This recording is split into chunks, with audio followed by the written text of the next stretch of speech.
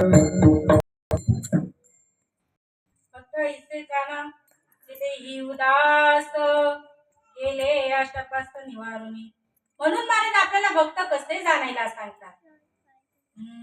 देह जाओ अथवा राहो पांडुरंगे दृढ भाव चरण सोडी सर्वथा आन तुझी पंढरी नाथा. की देवा माझा देह गेला तरी चालेल पण तुझ्यावरचा भाव कमी नको होऊ देऊ.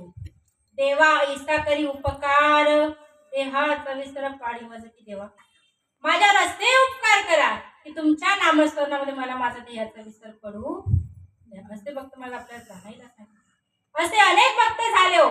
माऊली ज्ञानोबाराय झाले, जगद्गुरु तुकोबाराय झाले, नाथ बाबा झाले, मीराबाई झाले, जनाबाई झाल्या, सखूबाई, सगळे महिलांची उदाहरणं देता येतील.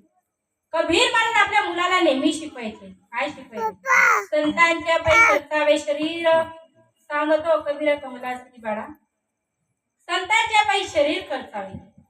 संत जरी घरी आले ना तोची दिवाळी दसरा मानावा. संत येती घरा आणि तोच दिवाळी दसरा.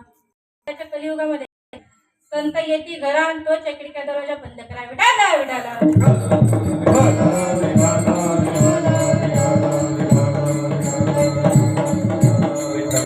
कबीर महाराजांच्या जीवनामध्ये काय परमात्मा होता महाराज. काय त्याबद्दल काय निष्ठा होती काय.